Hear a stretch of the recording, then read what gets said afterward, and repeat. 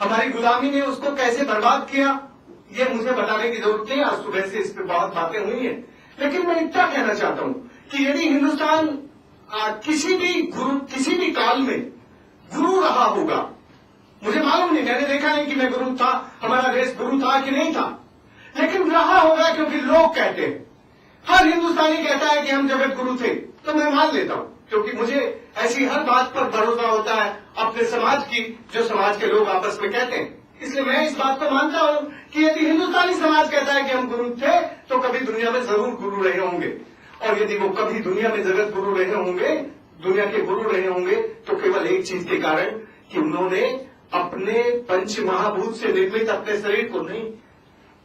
ये देखिए, जो इंजीनियर है, सिविल इंजीनियर बैठा है, आज का एक इंजीनियर, एक IIT इंस्टीट्यूट ये नहीं सिखाता कि हाथी के पैरों में जब पानी आता है तो जैसलमेर के पाल पर एक ढोल बजता है, एक अनाउंसमेंट होता है कि हमारे पास हाथी के पैरों में पानी आ गया। अब हाथी की क्या रिलेवेंस है? हाथी शुरुआत का गुरु है, क्या है, मुझे मालूम नहीं, मैं ये सब नहीं जानता, क्योंकि मैंने ना पढ़ा है ना मैं रोज मंदिरों में जाता। लेकिन हाथी को वो कुछ अच्छी शुरुआत का एक जानवर मानते हैं, इंसान मानते हैं, पता नहीं गणेश जी मानते हैं, क्या मानते हैं। लेकिन उसके पैरों में जब पानी आता है तो अनाउंसमेंट होता है, गढ़सी सर में हाथी के पैरों में पानी आ गया। इसका मतलब 1 साल का पानी उनके पास पीने का मौजूद है, इसलिए 1 ही साल का है। तो ज्यादा खुशी नहीं मनाई जाती, बस लोग इकट्ठे होते हैं और बातचीत करके चले जाते हैं। फिर दूसरा अनाउंसमेंट होता है, जरा इसका मेजरमेंट नाप ले सिविल इंजीनियर। जैसे जैसे इसका पॉन्डिंग एरिया बढ़ता है वैसे वैसे हाइट कम होती जाती है इस पाल की। हाथी डूब गया तो अनाउंसमेंट होता है 2 साल का पानी आ गया। फिर घोड़े के पैरों में पानी आ गया, पायदान को छू लिया, 3 साल का पानी मौजूद है। घोड़े की छाती के पानी आ गया, 4 साल का पानी मौजूद है।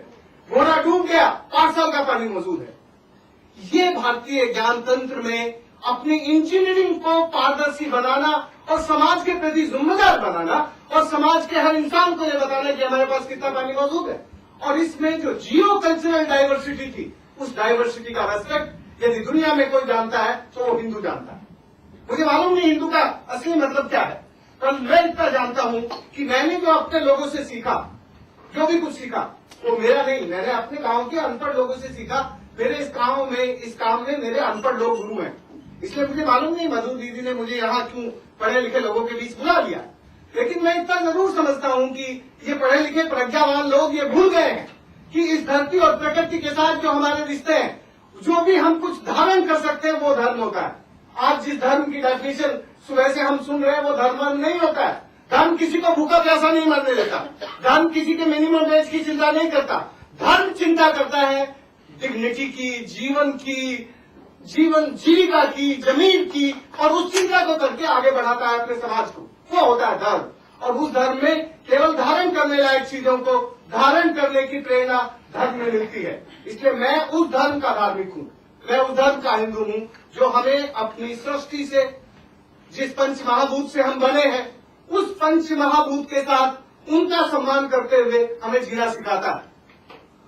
और ये जीने की कला उन लोगों में नहीं आ सकती जो अपनी जियो कल्चरल डाइवर्सिटी का रेस्पेक्ट नहीं करते।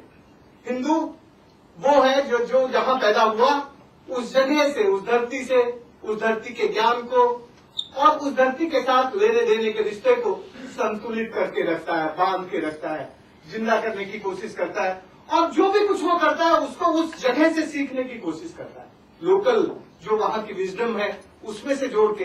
वासुदेव कुटुंबकम बिल्कुल एक बड़ी चीज है, वो हमारा एक दर्शन हो सकता है, एक सिद्धांत हो सकता है, जीवन का ऊपरी हिस्सा हो सकता है। लेकिन जिस जगह पर हम हैं उस जगह का सम्मान करना, उस जगह को जानना, उन सारी चीजों को समझना, वो हमारे समाज में अपनी जीविका को, अपने जीवन को और अपने जमीन को ऊंचा करने की कला हमें सिखाती थी। इसलिए जो भी कुछ हमारा ज्ञान तंत्र था, जो भी हमारा इंडिजिनस नॉलेज सिस्टम था, उस इंडिजिनस नॉलेज सिस्टम में जियो कल्चरल डाइवर्सिटी की रेस्पेक्ट इनबिल्ट थी। और उसके इनबिल्ट होने के कारण हम लोग कितनी भी बुरी आफतों में जिए हों, लंबी गुलामी में जिए हों, उसके बावजूद भी अभी ज्ञान वहां बचा है अपने धर्म का, अपने हिंदुत्व का, असली ज्ञान हिंदुत्व का वहां बचा है जहां ये डेवलपमेंट का डिस्ट्रक्शन और डिजास्टर नहीं पहुंचा।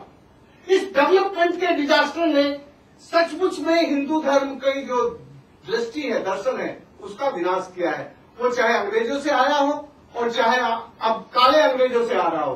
तो पहले गोरे अंग्रेज थे, अभी काले अंग्रेज हैं।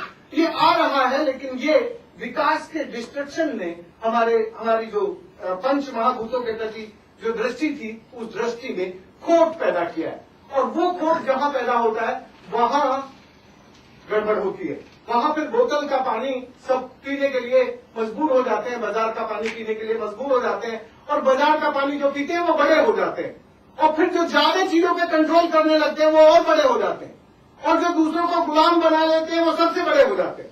तो ये चिंतन जिस धर्म में होता है वो कम से कम मेरी दृष्टि में हिंदू नहीं है, वो कोई और धर्म होगा। मैं उस धर्म को नहीं जानता, इसलिए मैं दूसरे धर्मों का निरादर नहीं करता, किसी धर्म का निरादर नहीं करता, पर मैं अपने धर्म को अपना धर्म मानता हूँ। आगे जरा चलिए, एकदम झटके से इसको छोड़ दीजिए।